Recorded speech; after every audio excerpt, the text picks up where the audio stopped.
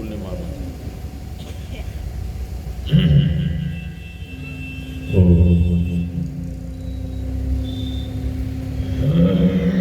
Eco वहां से बंद है, इको बंद है वहां से, मेरा इको बंद कर दीजिए, मेरे DD3 का इको बंद कर दीजिए। बोलिए प्रेम से श्री सद्गुरु महाराज की जय। श्री सद्गुरु महाराज की जय। श्री सद्गुरु महाराज की जय। पकड़ दीजिए, थोड़ा पकड़ दीजिए, पकड़ दीजिए, घुमा दीजिए, पिलाने पकड़ दीजिए, गिर जाएगा।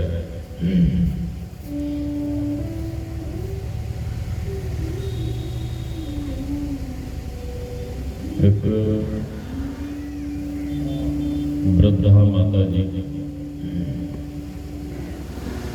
अपने पोता को लेकर ऊपर हट गई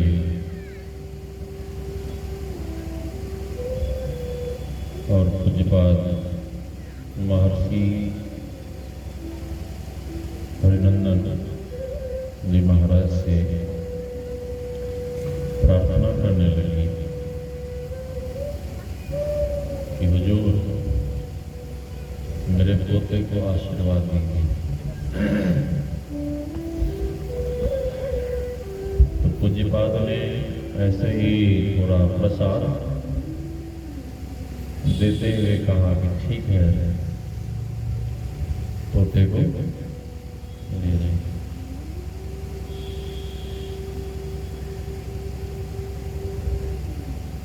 माता जी को लगा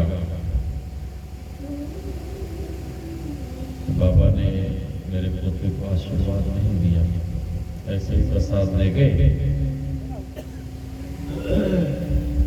तो बूढ़ी माँ पंखा को बंद कर दीजिए, जरूरत नहीं है, हवा वाला चीज़ है, मौसम ठीक है। वो नहीं है पंखा वाला, ये है गड़बड़ा दीजिएगा।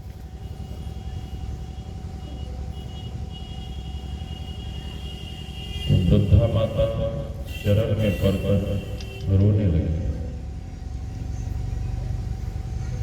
बहुत जब रोने लगी तो पूज्यपाद अपने सेवकों से पूछते हैं कि माता जी क्यों रो रही है, माता जी क्यों रो रही है। सेवकों ने कहा कि हुजूर उसका पोता बोलता नहीं है, इसीलिए माता जी रो रही है। संत हृदय नवनीत समाना, उनके भीतर दया आई, करुणा की बाढ़। और पूज्यपाद कहने लगे, बोल बच्चा श्री सद्गुरु महाराज की। बच्चा नहीं बोला। फिर पूज्यपाद कहते हैं कि बोल बच्चा श्री सद्गुरु महाराज। बच्चा नहीं बोला।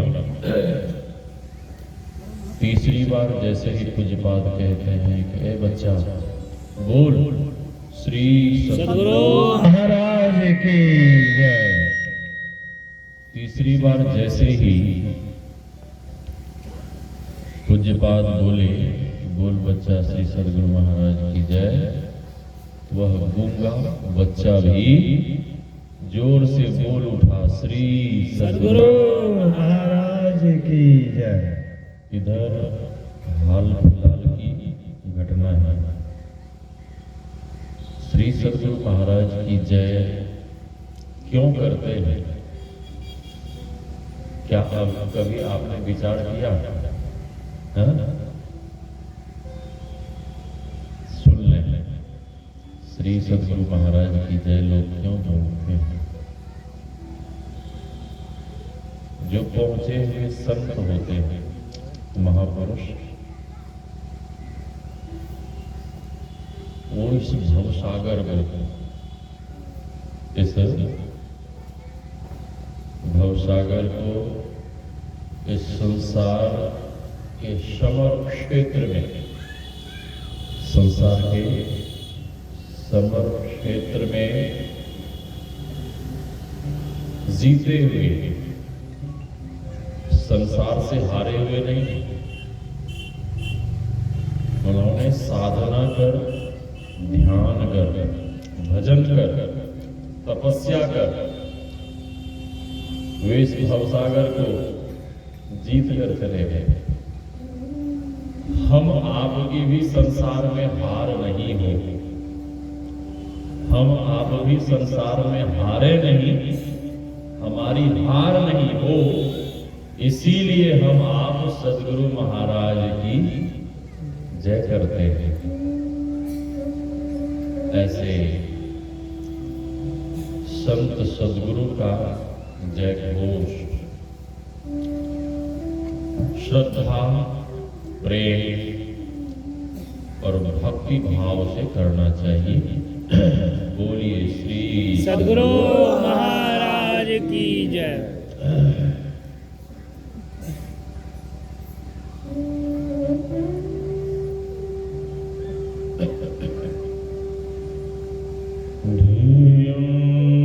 सदा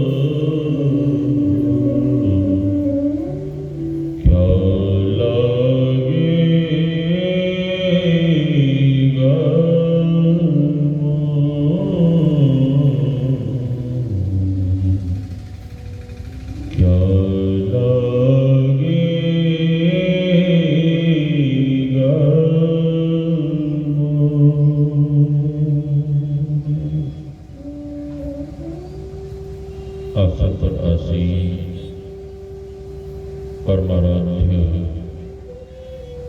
सद्गुरु महाराज के युगल चरणों में कोटि कोटि नमन। इस पावन मंच पर विराज रहे गुरु महाराज के लाडले लाल आदरणीय स्वामी श्री कृपानंद बाबा, आदरणीय स्वामी श्री नंद किशोर बाबा, ब्रह्मचारी मनीष बाबा, इस पावन ज्ञान यज्ञ में पधारे हुए पूज्य गुरुजन, सत्संग प्रेमी महानुभावों, माताओं एवं भक्तिमती बहनों, आप सबों के भीतर विराज रहे परमात्मा स्वरूप आत्मा को हम वंदन करते हैं। श्री राम मैं सब जग जानी, करो प्रणाम जोर जुग पानी। यही भाव लिए हम आप सत्संग ज्ञान रूपी गंगा में अवगाहन कर अपने तन मन और अंतःकरण को शुद्ध तथा पवित्र बनावे। अभी हम आप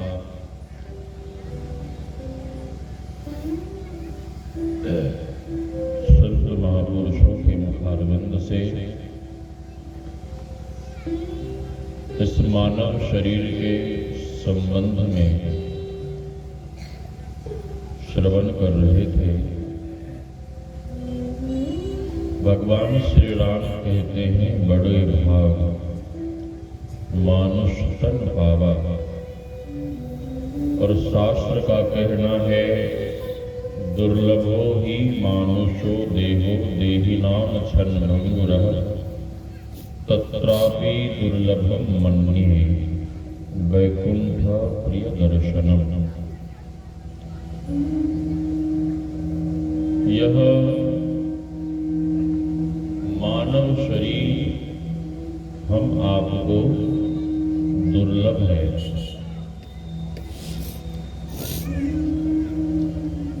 लेकिन दुर्लभ के साथ साथ यह मानव शरीर कैसा है? क्षण भंगुर।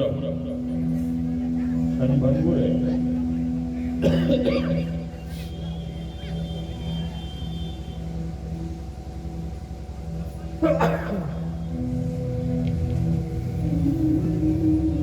क्षणभंगुर कैसा है? किस तरह का क्षणभंगुर है? पानी का सा बुलबुला। यह तन ऐसा होय,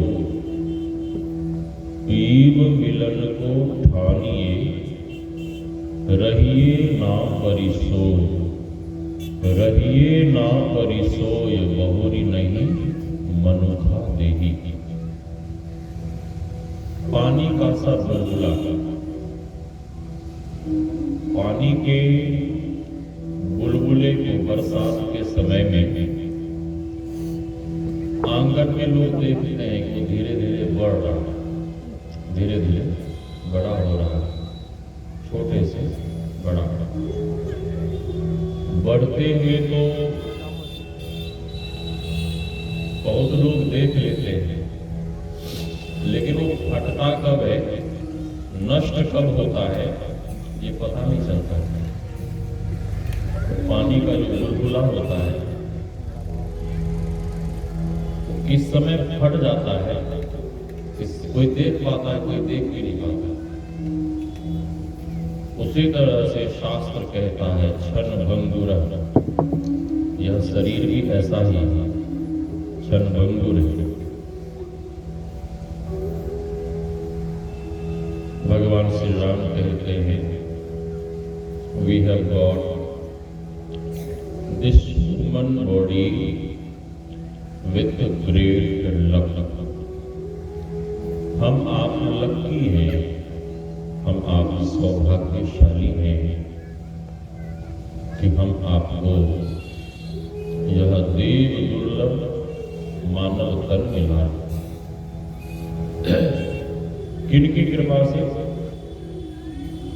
किनकी कृपा से यह शरीर मिला है? बाबा तुलसी ने लिखा, कबहुक करी करुणा नर देवी, देख ईश बिनु हेतु सनेही। God has given this human body by grace। परमात्मा की दया के कारण, परमात्मा की कृपा के कारण हम आपको यह देव दुर्लभ शरीर मिला है।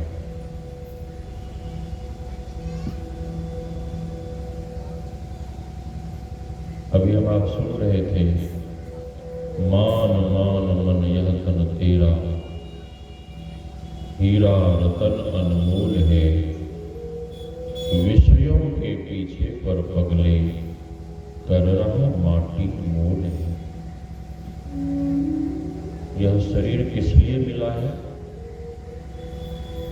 भगवान कहते हैं साधना के लिए मिला है, ध्यान के लिए मिला है, भजन करने के लिए मिला है, सत्संग के लिए मिला है।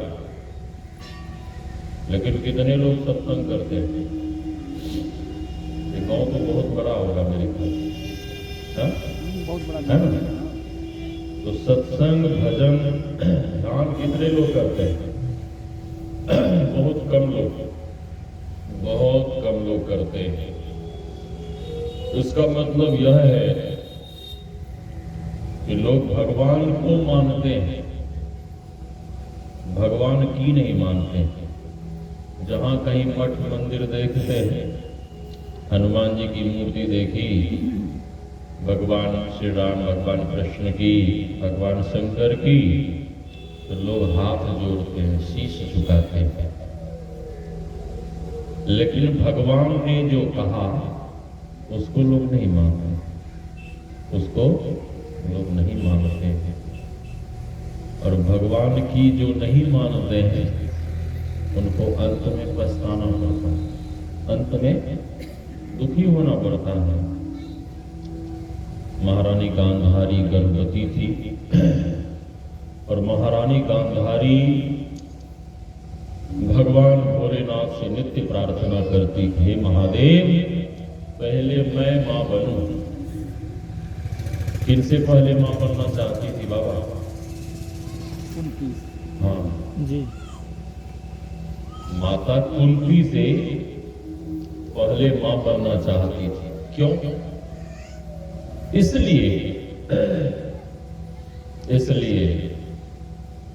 कि मेरा पुत्र पहले पैदा होगा तो मेरा ही पुत्र युवराज बनेगा। ठीक है? जैसे माता कैकेयी राम जी को सबसे अधिक मानती थी, लेकिन मंथरा के कारण, मंथरा माता कैकेयी के बुद्धि को ऐसे बदल दी,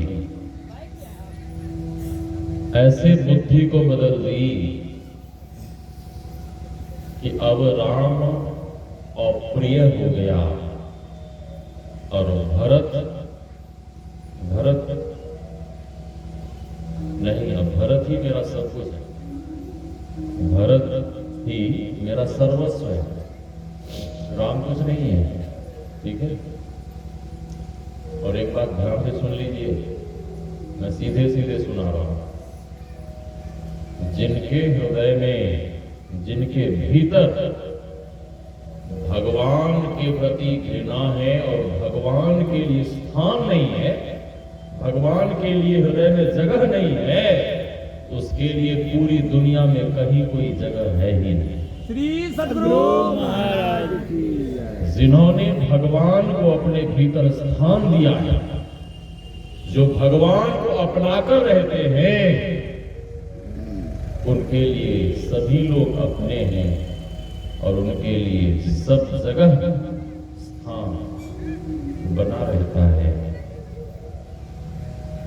माता कैकेयी ने जैसे ही राम जी को अपने हृदय भवन से निकाल दी तो सभी लोग उससे घृणा करने लगे, सभी लोग घृणा करने लगे। लेकिन जब तक माता कैकेयी राम जी को अपना बेटा मानती रही, तब तक सभी लोग माता कैकेयी का आदर करते रहे, आदर सम्मान। मैं कह रहा था कि जो संत और भगवंत की बातों को नहीं मानते उन्हें अंत में पछताना पड़ता है, रोना पड़ता है, दुखी होना पड़ता है। गांधारी नित्य भगवान भोलेनाथ से कहती कि हे महादेव, पहले मैं मां बनूं, लेकिन देवताओं की कृपा से पहले माता कुंती ही मां बन गई। और यह सुखद समाचार जब गांधारी को मिला तो सुखद समाचार सुनकर आप लोगों को खुश होना चाहिए कि दुखी होना चाहिए? क्या होना चाहिए बाबा? सुखद समाचार सुनकर हम आपको खुश होना चाहिए, खुश होना चाहिए, प्रसन्न होना चाहिए। लेकिन गांधारी को दुख हो गया, गांधारी को दुख हो गया, गांधारी दुखी हो गई और गांधारी क्रोध में आकर अपने गर्भ को पीट डालती है और गर्भपात हुआ, प्रसव। प्रसव में ना तो बेटा हुआ ना बेटी। क्या हुआ?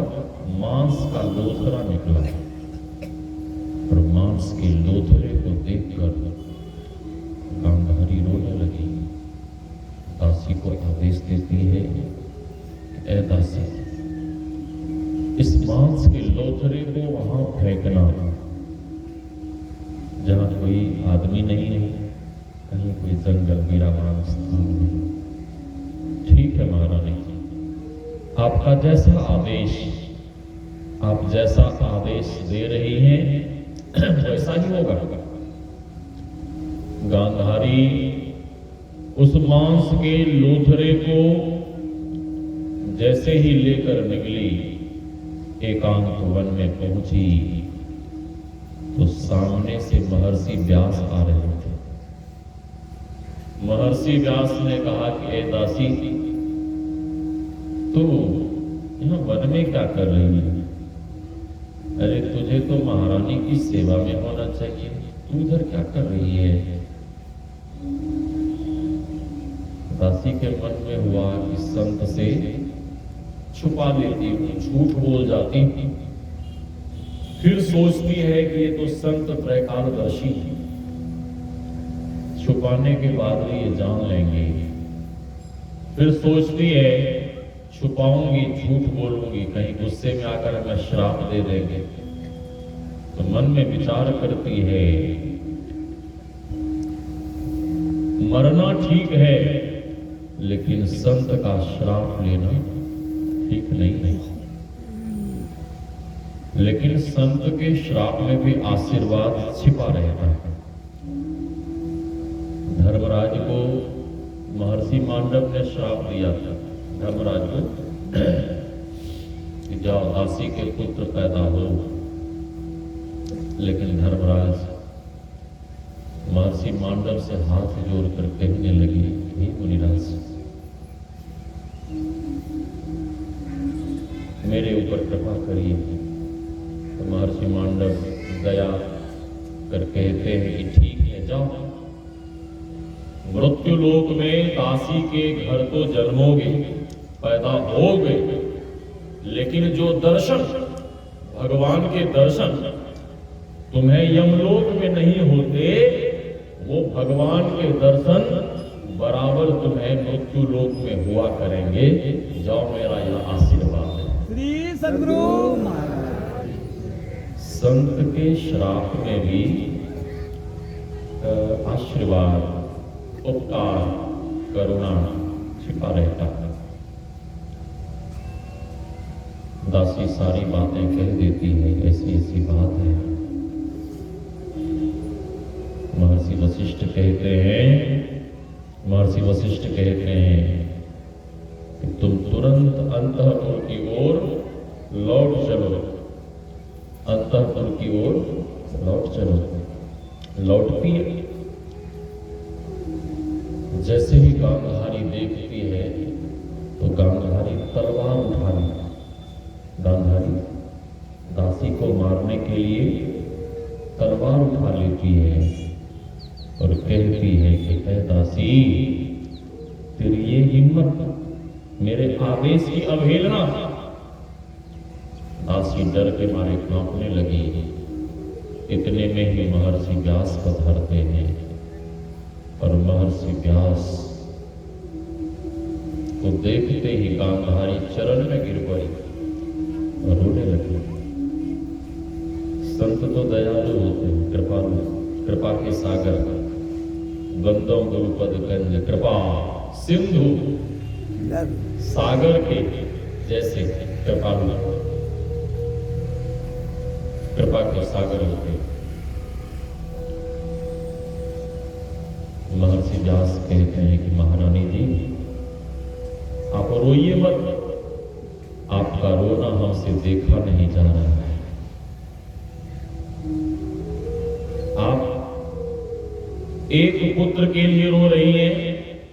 हाँ, हम महर्षि, हाँ संत भगवान। महर्षि व्यास कहते हैं कि आप रोइए मत, मैं जैसा कह रहा हूं वैसा कीजिए, आपको एक नहीं, आपको 100 पुत्र हो जाएंगे। आवाज कम करिए, हॉर्न की आवाज उठा, हॉर्न की आवाज कम करिए और कम करिए। श्री सद्गुरु महाराज।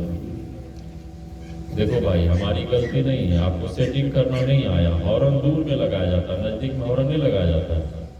इसमें हमारी गलती नहीं है, हमें केवल साउंड की आवाज चाहिए बस। साउंड आपका बढ़िया है, हॉर्न की आवाज बढ़ाएंगे, मेरी आवाज बिगड़ जाएगी। श्री सद्गुरु महाराज की जय।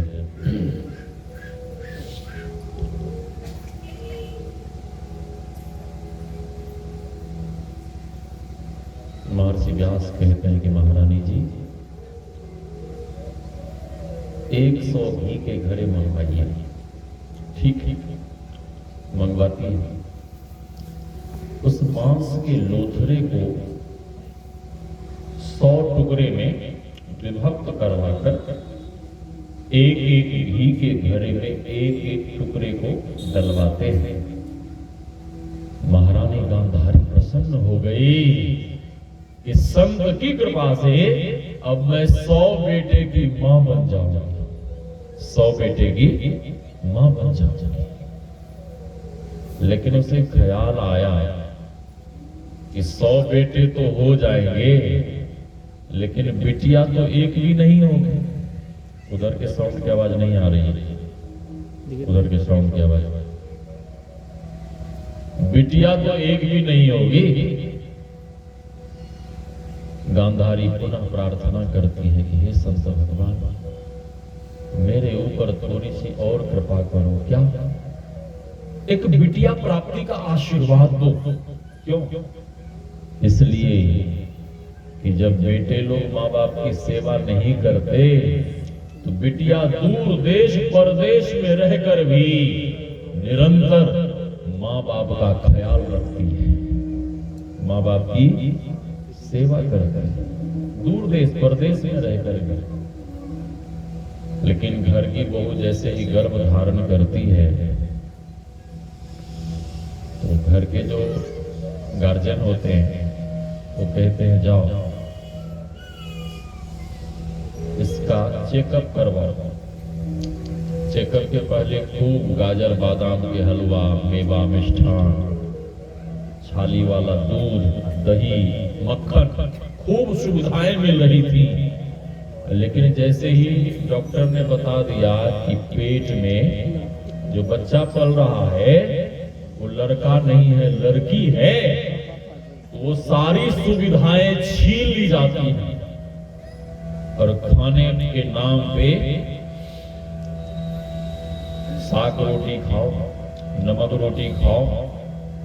और इतना ही नहीं, वो जो गर्भ में कन्या पल रही हुई होती है, उस गर्भस्थ कन्या की लोग गर्भ में ही हत्या करवा देते हैं।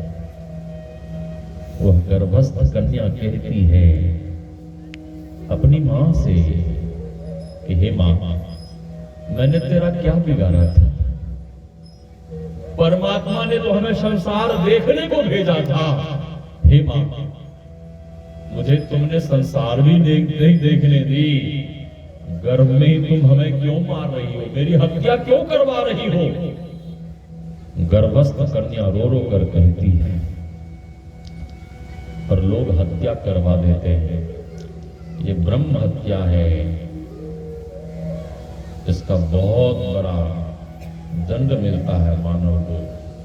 हजारों वर्ष तक नरक में दुख भोगना पड़ता है। महर्षि व्यास कहते हैं ठीक है महारानी जी, एक और घी के घड़े मंगवाइए। मंगवाती है।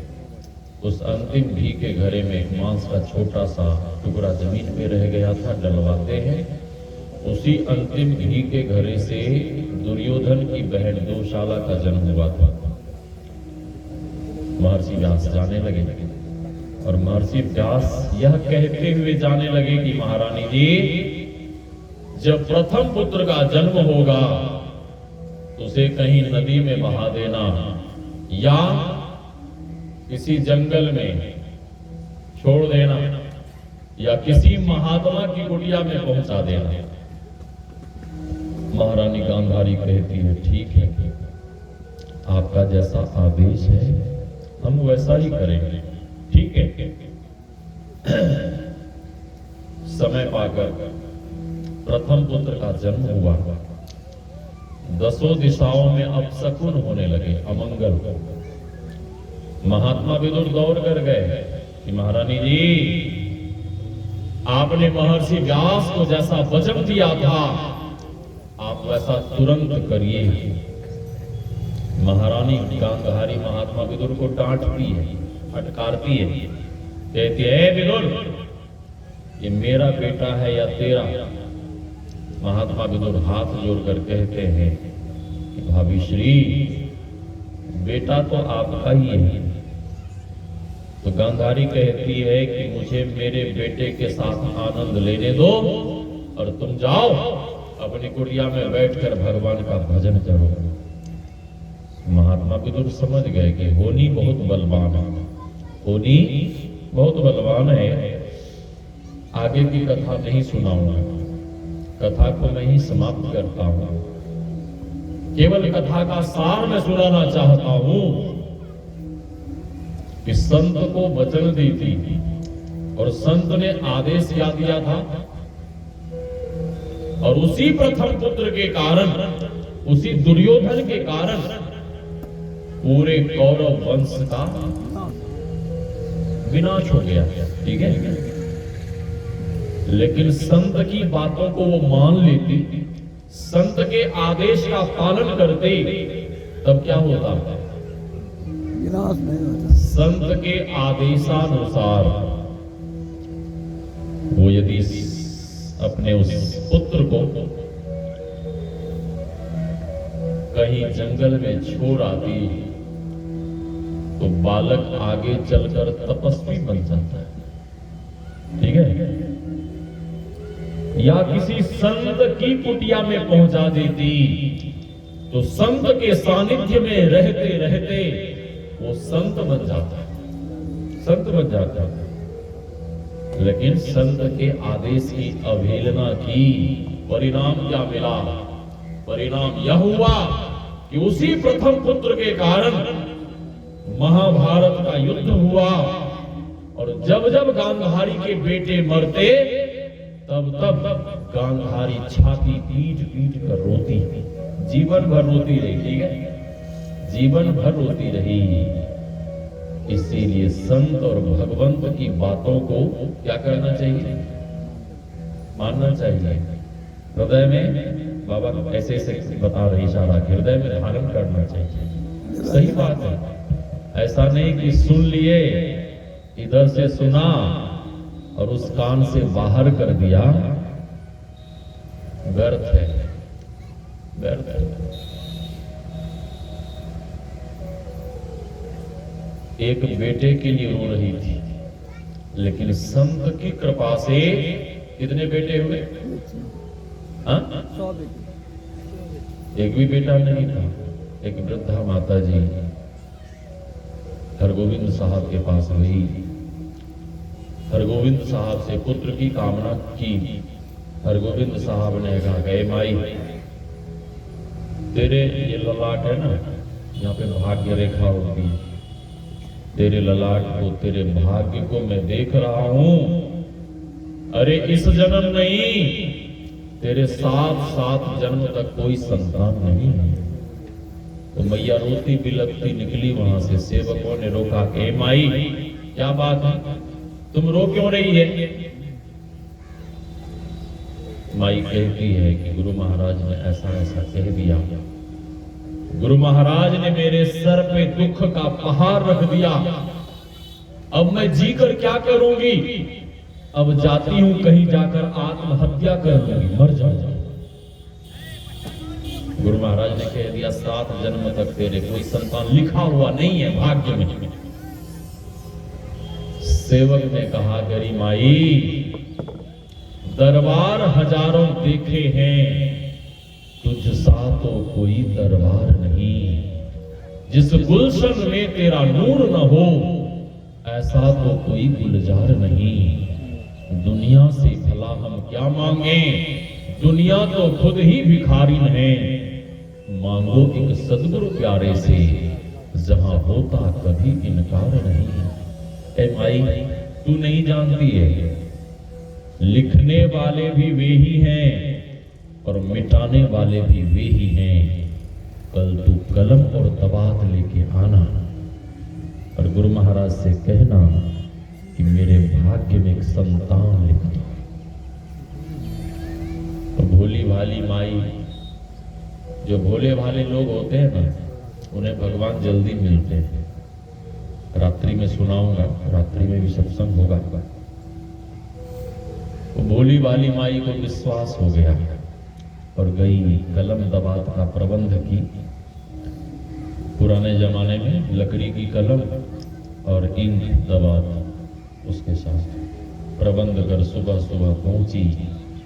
जैसे ही पहुंचती है तो देखती है कि गुरु महाराज कहीं जा रहे हैं, गुरु महाराज कहीं जा रहे हैं। मैया कटे वृक्ष के जैसे गुरु महाराज के सामने गिर गई, साष्टांग लेट गई। हरगोविंद साहब ने घोड़े के लगाम को खींचा, उन बच्चों को यहाँ से हटाइए, उन बच्चों को हटाइए, यहाँ के जो भी व्यवस्थापक हैं, बच्चे लोग हटाइए यहाँ से। श्री सद्गुरु महाराज की जय। सेवकों ने गुरु महाराज से प्रार्थना की, हे गुरुदेव, इस मैया पर कृपा करिए, अधीर होकर जमीन पे परी परी रो रही है। हरगोविंद साहब ने देखा कि मैया बहुत रो रही है। हरगोविंद साहब कहते हैं कि ए माई, उठ, खड़ी हो जा, उठ, खड़ी हो जा। पहले तो गुरु महाराज ने कह दिया था कि तेरे भाग्य में कोई संतान नहीं है, लेकिन मैया जब अधीर होकर रोने लगी तो गुरु महाराज कहते हैं, ए माई, उठ, खड़ी हो जा, आज तू जो मांगेगी वह सब कुछ मैं देने को तैयार हूं। मैया उठ खड़ी हुई और एक हाथ में कलम, दूसरे हाथ में दवात, दोनों हाथ ऊपर उठाती है और कहती है कि हे गुरु महाराज, मेरे भाग्य में एक संतान लिख दो। हरगोविंद साहब मुस्कुराने लगे कि कितनी भोली है, कहीं कलम और दवात से भाग्य लिखा जाता है। हरगोविंद साहब कहते हैं, ऐ माई ला कलम और दवात, तेरे भाग्य में एक संतान लिखता हूं। हरगोविंद साहब घोड़े पर बैठे हैं, कलम दवात लेते हैं और लिखना शुरू करते हैं। एक संतान, एक पुत्र, ठीक है। जैसे ही हिंदी में एक लिखते हैं ना, जैसे ही एक लिख रहे थे उसी समय घोड़े ने टाप उठा दिया, और जैसे ही घोड़े ने टाप उठाया उनकी लेखनी हिल गई और लिख रहे थे एक, लिखा चला गया 7 पुत्र। हरगोविंद साहब अपने लिखे हुए पढ़ने लगे। ये क्या, मैं तो एक लिख रहा था, विधाता ने 7 लिखवा दिया। आकाश की ओर देखते हुए हरगोविंद साहब कहते हैं कि वाह मेरे ठाकुर, वाह मेरे परमात्मा, तेरी लीला बड़ी निराली है। मैं तो केवल एक लिख रहा था, लेकिन तूने 7 लिखवा दिया। और मैया की तरफ देखते हुए कहते हैं कि ऐ माई, मैं तो केवल एक लिख रहा था, लेकिन परमात्मा ने 7 लिखवा दिया। अब तू 7 जन्म में नहीं, अब तू इसी जन्म में 7 बेटे की मां बनेगी, इसी जन्म में।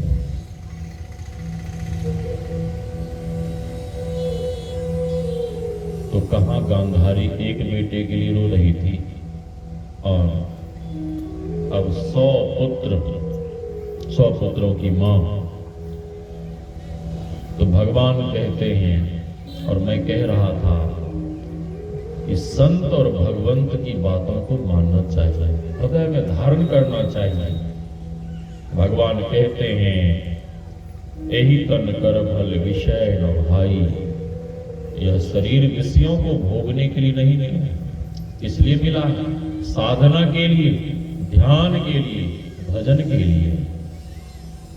भोगो न भोक्ता वयमेव भोक्ता, तपो न तपता वयमेव तपता, कालो न याता वयमेव याता, तृष्णा न जीर्णा वयमेव जीर्णा।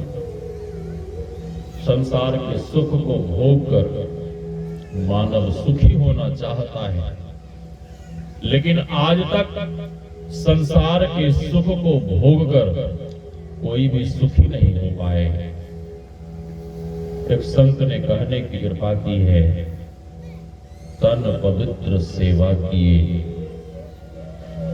तन को यदि पवित्र बनाकर रखना है तो अपने से बड़ों की सेवा करिए, अपने से बड़ों का आदर करिए। धन पवित्र कर दान, धन को यदि पवित्र बनाकर रखना है तो दान करिए। धनात् धर्मः ततः सुखम, बिनु धन धर्म न होहि खगेशा। दान करिए। और मन को यदि पवित्र बनाकर रखना है तो संत कहते हैं, मन पवित्र हरि भजन सो होत त्रिविध कल्याण। मन को यदि पवित्र बनाकर रखना है तो संत कहते हैं कि भगवान का भजन करिए, ध्यान करिए। सबसे पहले तन की शुद्धि। तन की शुद्धि कैसे होगी? अपने से बड़ों की सेवा कर, अपने से बड़ों का आदर, सम्मान, प्रणाम।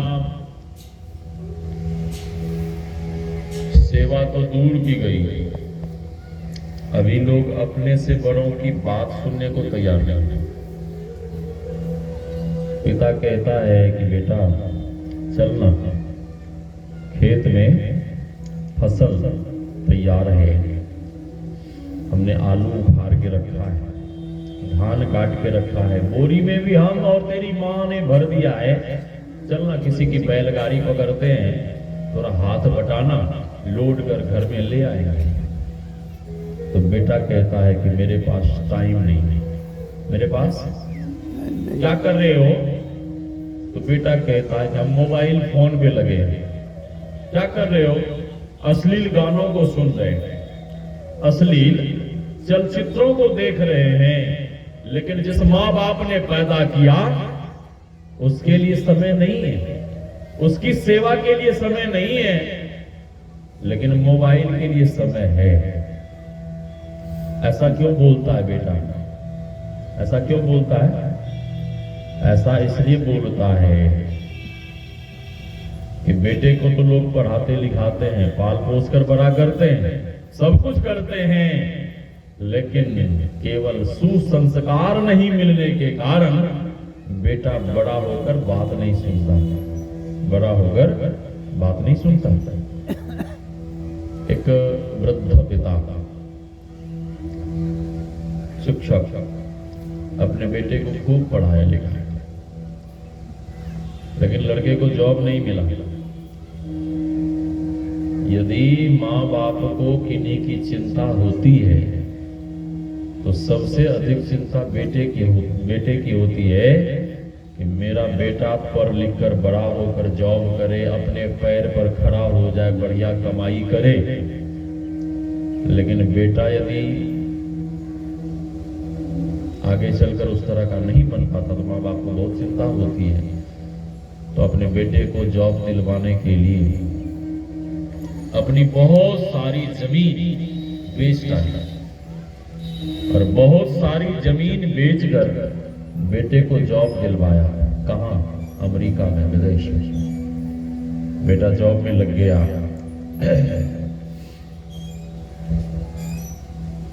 माँ पिता तो बूढ़े थे ही, कई वर्ष बीता और कई वर्ष बीतने के बाद उसकी माँ बीमार रहने लगी। पिता भी वृद्ध थे, माँ भी बूढ़ी थी, बीमार रहने लगी।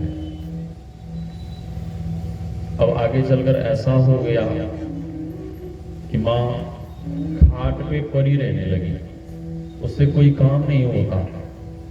उसके वृद्ध पति सारा काम करते, भोजन बनाना, बर्तन को साफ करना, घर में झाड़ू लगाना, सारा काम उसके वृद्ध पति को करना पड़ता था। एक दिन अपनी पत्नी से बात कर, विचार विमर्श कर निर्णय करता है, अब अपने बेटे को घर बुला लेता हूं। घर में बेटा रहेगा तो हम लोगों का जी लगेगा, सेवा करेगा। तो बेटे को फोन लगाया कि ऐ मेरे लाल, तू घर आ जा। अब तेरी माँ कुछ कर नहीं सकती, खाट पे पड़ी रहती है और सारी सेवा हमें करनी पड़ती है, सारा काम हमें करना पड़ता है। ऐ मेरे लाल, तू घर आ जा, हम तेरी शादी करवा देंगे, हम तेरा विवाह करा देंगे, तू रहेगा, बहू रहेगी, हम लोगों का जी लगेगा। तो बेटे ने क्या जवाब दिया, ध्यान से सुने। बेटा हंसते हुए कहता है कि पापा जी, इंडिया जाऊंगा, कितना भी मेहनत करूंगा तो 5,000 रुपए मिलेंगे। यहां में 1.5 लाख रुपए महीने के मिलते हैं, सैलरी, तनख्वाह।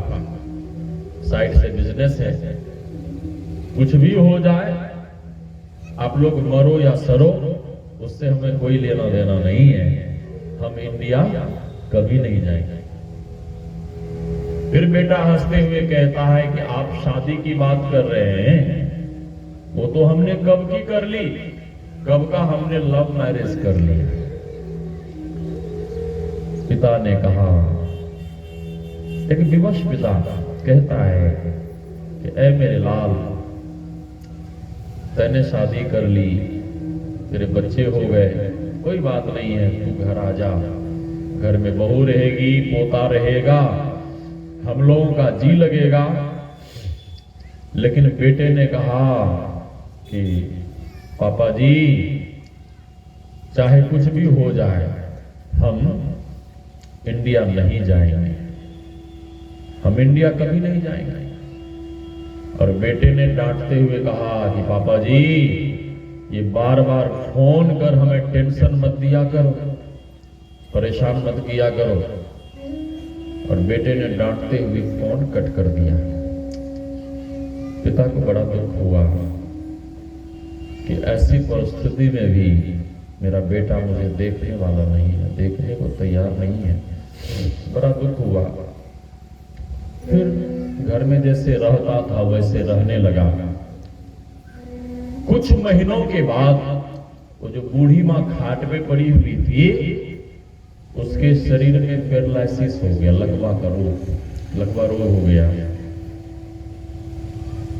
और वो माँ अब खाट पे पड़ी तो पड़ी ही रहेगी।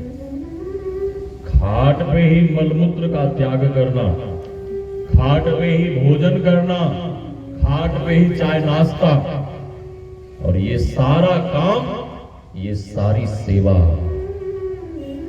उनके वृद्ध पति को करना पड़ता था। बेटा था भी तो बुलाने पे भी नहीं आया। सेवा करते करते वह वृद्ध व्यक्ति भी हार गया। उसका शरीर भी काम नहीं करने लगा। बाद में वो भी बीमार रहने लगा। कई महीनों के बाद फिर हिम्मत कर अपने बेटे को फोन लगाता है और कहता है कि ऐ मेरे लाल, एक विवश लाचार पिता की विवशता देखिए। एक विवश लाचार पिता अपने ही बेटे के सामने टेलीफोन पे हाथ जोड़ता है और कहता है कि ऐ मेरे लाल, मैं तेरे आगे हाथ जोड़ता हूं, मैं तेरे पांव पड़ता हूं। अरे मेरे लिए नहीं तो कम से कम अपनी मां के लिए तू घर आ जा। एक विवश लाचार पिता अपने ही पुत्र के सामने हाथ जोड़ रहा है। ऐसे कपूत को तो चुल्लू भर पानी में डूब के मर जाना चाहिए। बेटा क्या कह रहा है, ध्यान से सुनिए। बेटा आज पापा नहीं कह रहा, बेटा आज डैडी नहीं कह रहा, बाबा नहीं कह रहा। बेटा कहता है, बेटा को गुस्सा हो गया क्योंकि पहले मना कर दिया था कि फोन मत करना। बेटा गुस्से में आके कहता है कि ऐ बुढ़े, जिस माँ बाप ने जन्म दिया उसको बेटा क्या कहता है, बुढ़ा, और माँ को बूढ़ी, बूढ़ा। शर्म नहीं आता जिस माँ बाप ने पैदा किया। जो माँ बाप परमेश्वर के तुल्य हैं, भगवान जैसे हैं, उस माँ बाप को लोग बूढ़ा बूढ़ी कहते हैं। बेटा कहता है कि ऐ बुढ़े, तुम कान खोल कर सुन लो, तुम मरो या सरो, हम घर नहीं जाएंगे। दूसरी बात और सुन लो। बेटे ने कहा कि ऐ बुढ़े, तुम कान खोल कर सुन लो, आज से मैं तेरा पुत्र नहीं और तुम मेरे पिता नहीं। माँ बाप सब कुछ सह सकते हैं। माँ बाप बासी रोटी खाकर जी सकते हैं, मेहनत मजदूरी कर खा सकते हैं, गाय बकरी के गुहाल में रह सकते हैं, सारे दुखों को माँ बाप सह सकते हैं। लेकिन माँ बाप यह नहीं सह सकते कि तुम मेरे पिता नहीं और मैं तेरा पुत्र नहीं। ऐसा जब बेटा कभी अपनी माँ अपने बाप को बोलता है तो साहब, माँ बाप के हृदय पर, सीने पे कटार चल जाती है। वैसे समय में माँ बाप को लगता है कि कहीं जाकर मैं आत्महत्या कर लूं, कहीं जाकर मर जाऊं। बेटे ने कहा, ए बुढ़े, आज के बाद तुम कभी भी हमें फोन मत करना। उस विवश लाचार पिता को इतना दुख हुआ, इतना दुख हुआ, इतना दुख हुआ कि दुख से हृदय बिल्कुल फटने लगा। और उस शिक्षक को उसी समय हार्ट अटैक आया। टेलीफोन हाथ में ही रहा। वह विवश लाचार पिता तुरंत धड़ाम से जमीन पे गिरा और मर गया। मर गया। अब घर में कौन रह गई? घर में कौन रह गई? बूढ़ी, एक विवश लाचार वृद्ध मां घर में रह गई। उसकी ऐसी व्यवस्था है कि अपने से कुछ लेकर खा नहीं सकती, कुछ कर नहीं सकती, केवल खाट पे पड़ी पड़ी। संध्या का समय है, चाय नाश्ता की इच्छा है, भूख लगी है, और यह आस लगाए हुए खाट पे पड़ी है कि मेरे पतिदेव आएंगे और मुझे चाय नाश्ता देंगे। पतिदेव होते तब तो आते, पतिदेव तो इस दुनिया को छोड़कर चल बसे थे। रात्रि के 8 बज गए, 9 बज गए, भोजन का समय हो गया। बहुत जोर से भूख लगी है, लेकिन ऐसी लाचारी है कि अपने से कुछ ले नहीं सकती, खा नहीं सकती। यह आस लगाए हुए पड़ी हुई है कि मेरे पतिदेव आएंगे और मुझे 2 रोटी खाने को देंगे। पतिदेव नहीं आए। रात्रि के 10 बज गए, 11 बज गए, 12 बज गए, और सारी रात उस विवश लाचार मां को भूख के कारण नींद नहीं आई।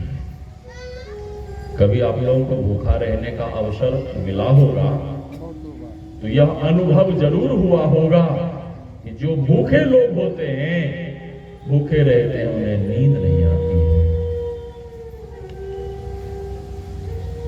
रात भर वो विवश लाचार मां जगी रही। जैसे ही सवेरा हुआ तो भीतर में एक आशा का दीप जगा। लगता है कि मेरे पतिदेव किसी इमरजेंसी जरूरी कार्य से बाहर गए होंगे। अब सवेरा हुआ है, अब आते ही होंगे, और आएंगे तो मुझे कुछ खाने को देंगे, मुझे कुछ खाने को देंगे। पतिदेव नहीं आए। 9 बज गए, 10 बज गए। जब 10 बज गए तब उस विवश लाचार मां के मन में अंदेशा होने लगा कि लगता है कि मेरे पतिदेव के साथ कुछ अनहोनी घटना घट गई, और इसीलिए मेरे पतिदेव मुझे देखने को नहीं आए। वह विवश लाचार मां, उस मां का अंग काम नहीं कर रहा है, शरीर का अंग बिल्कुल काम नहीं कर रहा है। अपने ऊपर ओढ़े हुए रजाई को अपने मुख से, दांत से पकड़ती है, और दांत से, मुख से पकड़कर खींच कर रजाई को नीचे गिराती है। फिर अपने शरीर को खाट के दूसरे तरफ गिराती है, और अपने शरीर को चल नहीं सकती, घसीटती हुई, घसीटती हुई, घसीटती हुई रसोई में जाती है। तो देखती है कि मेरे पतिदेव नहीं है। फिर अपने शरीर को घसीटती घसीटती पतिदेव के कक्ष में जाती है, तो देखती है कि यहां भी मेरे पतिदेव नहीं है। फिर अपने शरीर को घसीटती हुई जैसे ही टेलीफोन वाले कमरे में पहुंचती है, तो देखती क्या है कि मेरे पतिदेव तो जमीन पे मरे पड़े। उस मां को, उस विवश लाचार मां को इतना दुख हुआ, इतना दुख हुआ कि दुख से हृदय फटने लगा, और छाती पीट पीट कर, चित्कार कर रोती हुई भगवान से कहने लगी कि हे भगवान, मैंने तेरा क्या बिगाड़ा था? मैंने तेरा क्या बिगाड़ा था?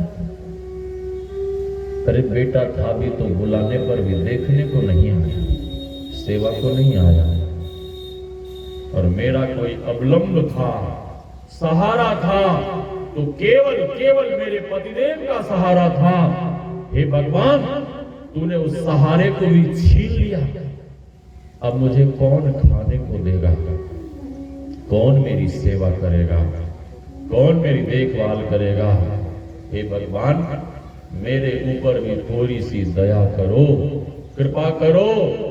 मुझे भी मेरे पतिदेव के पास पहुंचा दो। भगवान तो कुछ नहीं बोले, भगवान तो कुछ नहीं बोले। वह मां रोती बिलखती अपने शरीर को घसीटती हुई पतिदेव के हृदय से लगकर जार बेजार होकर, अधीर होकर रोने लगी, बिलख बिलख कर। और उस विवश लाचार मां का भी इतना दुख बढ़ा कि दुख से उसकी भी छाती फटने लगी, हृदय फटने लगा। और वह विवश लाचार मां भी अपने पतिदेव के साथ ही अपना प्राण त्याग देती। दोपहर हो गया, लोगों ने देखा कि इनके घर का दरवाजा क्यों बंद है, इनके घर का दरवाजा क्यों बंद है। लोगों ने दरवाजे को खटखटाया, भीतर से आवाज नहीं आई। लोगों ने कहा दरवाजे को तोड़ो, लगता भीतर कुछ हो गया है। दरवाजे को तोड़ा, अंदर घुसे।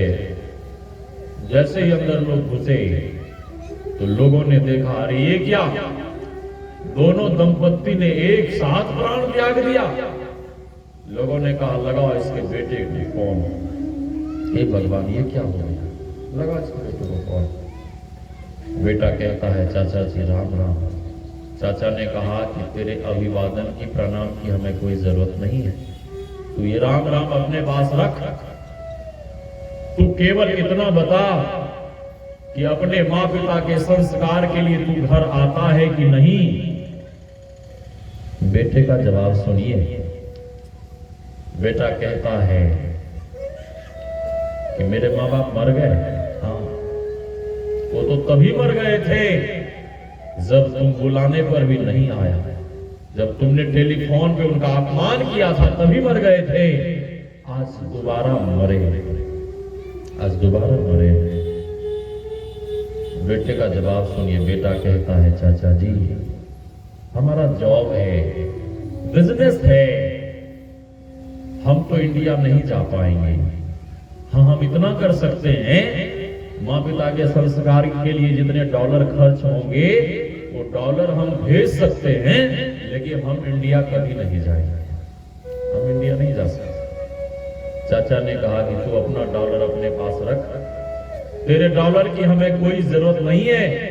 हम समाज के लोग निकम्मे नहीं हैं, हम समाज के लोगों के भीतर इतना सामर्थ्य है कि तेरे माँ पिता का बढ़िया से संस्कार भोज भंडारा कर सकते हैं। उसके चाचा ने फोन कट कर दिया। ये नालायक आने वाला नहीं है, ये कपूत नहीं आएगा, अपने माँ बाप के संस्कार के लिए भी नहीं आएगा।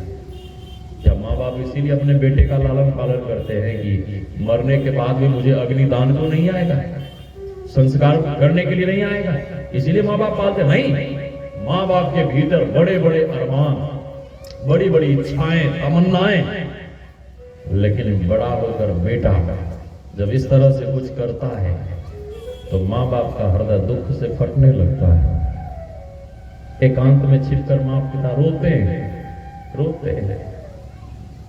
बेटा नहीं था तब भी रो रहा था, और बेटा हुआ तब भी रो रहा है, छाती पीट पीट के। आत्मदेव गोकर्ण जी महाराज ने कहा कि पिताजी इस संसार में कोई सुखी नहीं है, नो चेन्द्रस्य सुखम किंचित नो सुखम चक्रवर्तिनः सुखमस्ति विरक्तस्य मुनि एकांत जीविनः धर्मम भजस्व सबतम प्रजलोक धर्मान सेवस्व साधु पुरुषाम जहि काम कृष्णा। हे पिताजी घर का त्याग करिए, कई साधु संत के शरण में बैठकर ध्यान भजन कीजिए। लोगों ने सब कुछ धूमधाम से किया। 6 महीने के बाद वही लड़का अमेरिका में टेलीविजन देख रहा था, टेलीविजन, और मेरे जैसे महात्मा मातृपितृ सेवा के महत्व को सुना रहे थे। माँ बाप की सेवा करने का फल क्या है, इस महत्व को सुना रहे थे।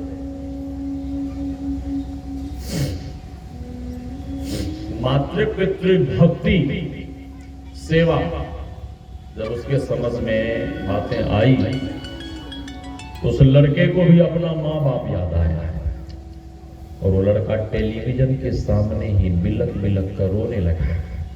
अब रोने से क्या होगा बाबा? जब माँ बाप बुलाए तब सेवा को गया नहीं, अब माँ बाप नहीं है तो छाती पीट पीट के रो रहा है। रोने से क्या होगा? माँ जब बूढ़ी हो जाती है तो माँ कहती है कि ऐ मेरे लाल 10 रुपए दो ना, हमें फ्रूट खाने, बिस्किट खानी है। तो बेटा बहाना बनाता है। बेटा कहता है कि मम्मी आपको पता नहीं है, आजकल बच्चे लोगों की फीस बहुत बढ़ गई है, पैसे की बड़ी दिक्कत है। लेकिन उसी समय बेटे का बेटा कहता है कि पापा जी हम स्कूल जा रहे हैं, हमें 100 का नोट चाहिए, दीजिए नहीं चाहिए। तो बेटा तुरंत अपने बेटे के हाथ में गर्मा गर्म 100 का नोट थमाते हुए कहता है कि जाओ स्कूल में पढ़ना और स्कूल के बाहर ठेली पे पिज्जा, बर्गर, चाउमीन, गोलगप्पे खाना और मौज मस्ती करना। लेकिन जिस माँ बाप ने जन्म दिया, पैदा किया, उसके लिए 10 के नोट नहीं निकलते। तो मैं खासकर युवा पीढ़ी के लोगों से कहना चाहता हूं कि कितना भी मंदिर में लड्डू पेड़ा चढ़ा लो, कितना भी मेवा मिष्ठान चढ़ा लो, कितना भी रुपया पैसा चढ़ा लो, यदि तुम्हारी सेवा से तुम्हारे माँ बाप खुश नहीं हैं तो भगवान कभी भी खुश नहीं हो सकते, कभी नहीं खुश हो सकते। यदि भगवान को खुश करना है तो घर में बैठे हुए माँ बाप जैसे भगवान को खुश करिए। भगवान को बुलाने की कोई जरूरत नहीं है, बाद में मैं सुनाऊंगा। लड़का तुरंत एयर टिकट बनाया, ब्रीफकेस में कपड़े पैक किया, इंडिया अपने गांव गया। बूढ़े बुजुर्ग मिले, कहता है दादाजी राम राम।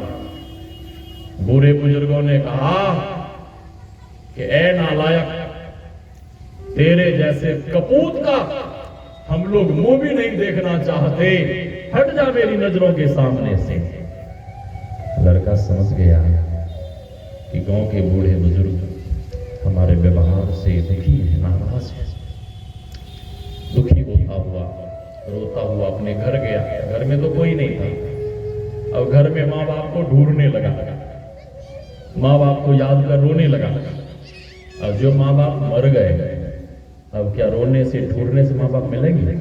कभी नहीं। इसीलिए एक भक्त ने लिखा है, हर बात को तुम भूलो भले, माँ बाप को मत भूलना, उपकार इनके लाखों हैं, इस बात को मत भूलना। लड़का कभी माँ के बेड को पकड़ कर रोता, कभी पिता के खाट को पकड़ कर रोता। अब रोने से क्या होगा? जब सेवा को बुलाया तब आया नहीं, अब रोने से क्या होगा?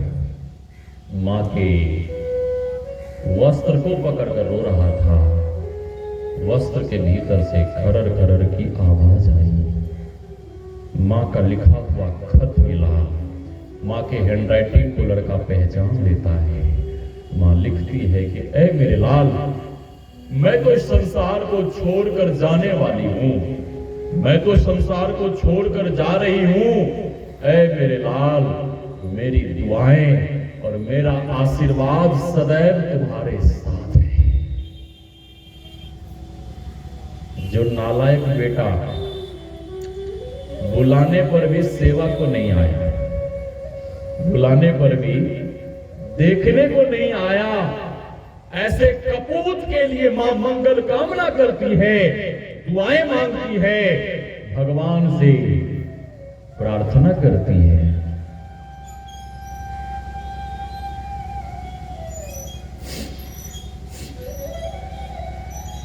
मां आगे लिखती है कि ऐ मेरे लाल,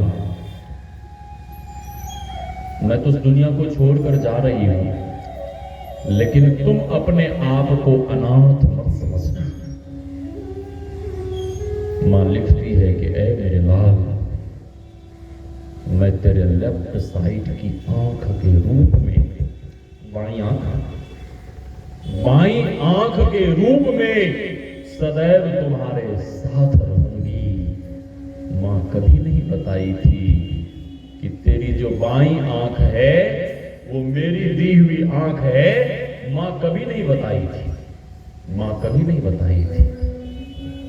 माँ फटे पुराने चिथड़े पहन सकती है, माँ मेहनत मजदूरी कर सकती है, माँ सूखी रोटी खा सकती है, फटे पुराने चिथड़े पहन सकती है, लेकिन अपने लाल को फटे पुराने चिथड़े पहनते कभी नहीं देख सकती है। ये होती है साहब माँ। अगर माँ ने ममता लुटाई न होती तो ममता मई माँ कहाई न होती। दुत्कार देना माँ, फटकार देना माँ, मगर भोली माँ, लाल को प्यार देना। माँ तो सबकी माँ होती है, मेरी माँ का क्या कहना। और कहना है तो बस यही कहना है कि मेरी माँ का क्या कहना। लड़का का दिमाग ठनका कि बाईं आंख। माँ आगे लिखती है कि ऐ मेरे लाल, जब तुम बचपन में गुल्ली डंडा खेल रहे थे तो तेरी बाईं आंख फूट गई थी, तेरी बाईं आंख फूट गई थी। हम और तेरे पिता तुझे डॉक्टर के पास ले गए। डॉक्टर ने जवाब दे दिया कि आंख ठीक नहीं हो सकती। तो मां हाथ जोड़कर कहती है कि डॉक्टर बाबू, क्या दूसरी आंख फिट भी नहीं हो सकती? डॉक्टर ने कहा कि तेरे बेटे के लिए कौन देगा अपनी बाईं आंख? मां का जवाब सुनिए। मां कहती है कि मैं अपने लाल के लिए अपनी बाईं आंख देने को तैयार हूं। ये होती है साहब मां।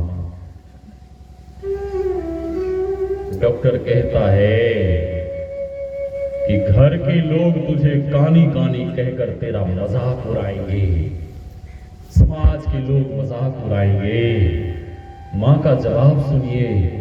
मां कहती है कि डॉक्टर बाबू, मुझे घर के लोग कानी कहे, समाज के लोग मुझे कानी कहे, चाहे पूरी दुनिया के लोग मुझे कानी कहे, वो मैं सहने को तैयार हूं। लेकिन मेरे लाल को कोई काना कहे, वो मैं कदापि सहने को तैयार नहीं हूं। ये होती साहब मां। राम जी छोटे थे, माता कैकेयी राजभोग खिला रही थी। राम जी ने कुछ मजाक किया, हंसी मजाक विनोद किया। माता कैकेयी बहुत प्रसन्न हुई और माता कैकेयी कहती है कि ऐ मेरे लाल, मैं आज बहुत खुश हूं, प्रसन्न हूं, वर मांग। राम जी कहते मां मुझे कुछ नहीं चाहिए। माता कैकेयी कहती कुछ भी मांग। राम जी कहते हैं कि पहले वचन दो। माता कैकेयी वचन देती है।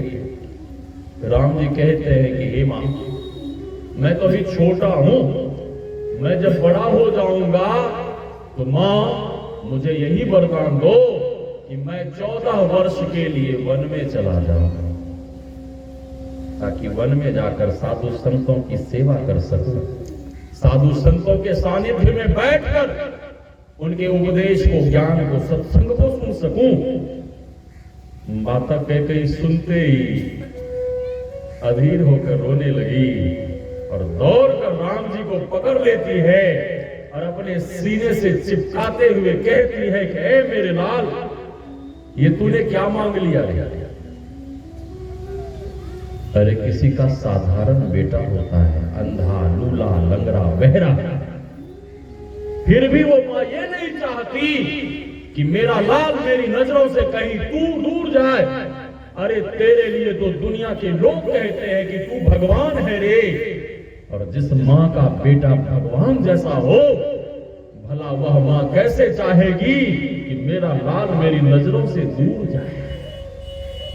ऐ मेरे लाल, मुझे पता है और रघुकुल की यह रीति है, प्राण जाई पर वचन न जाई।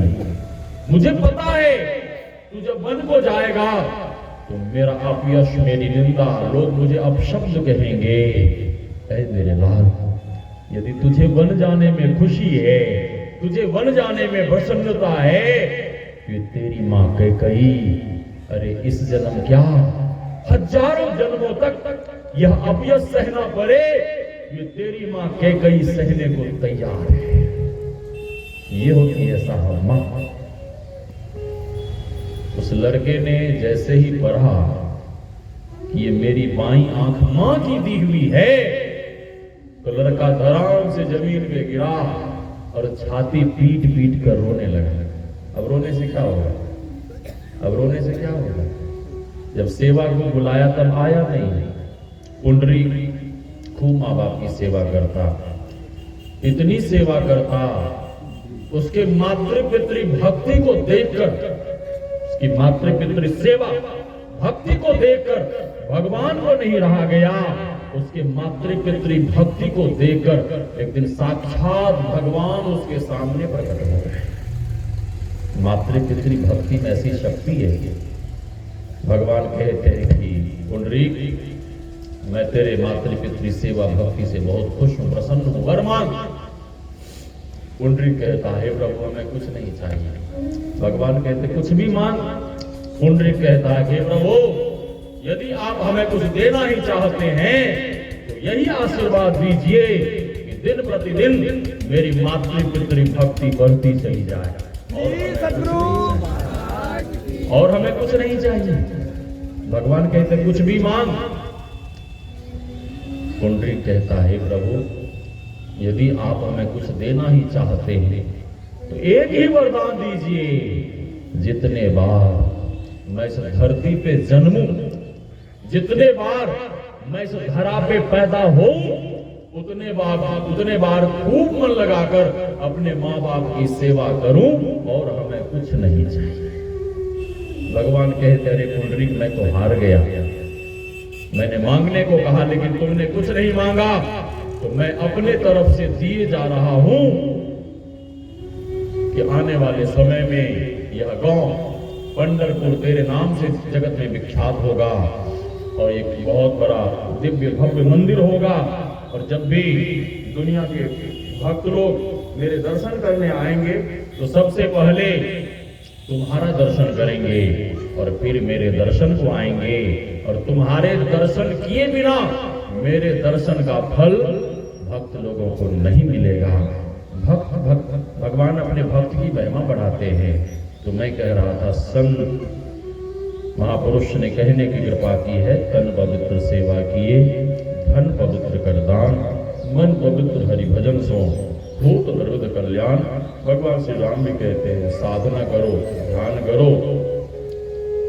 दुनिया के लोग कहते हैं भगवान जी हमारे पास समय नहीं है साधना के लिए, बाबा जी बनने के लिए हमारे पास टाइम नहीं है, कोई आसान उपाय बताइए। तो भगवान अंत में कहते हैं कर्णधार सद्गुरु दृढ़ नावा, दुर्लभ साज सुलभ करी पावा। अपने जीवन की बागडोर संत सद्गुरु के हाथों में समर्पित कर दीजिए। अधिक नहीं कहते हुए वाणी को विराम। रात्रि में भी सत्संग होगा, अधिक से अधिक संख्या में आइए। तो रात्रि में फिर विशेष रूप से आपकी सेवा होगी जहाँ तक बन पड़ेगा। हमारे सुरेंद्र बाबा कृपानंद एक भजन सुनिए, फिर आरती हो जाएगी। श्री सद्गुरु महाराज बोलिए प्रेम से श्री सद्गुरु महाराज की जय। देखिए दो सत्र का सत्संग है, एक तो संपन्न होने जा रहा है पुनः फिर थोड़ी ही देर के बाद कुछ देर होगा पुनः भजन कीर्तन के साथ 9 बजे तक यह कार्यक्रम चलेगा।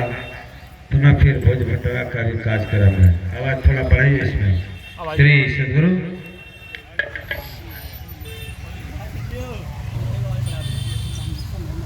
इधर घुमाइए पंखा। श्री सद्गुरु नहीं हुआ, बढ़ाइए आवाज इसको ऐसे करो। Hello hello hello hello.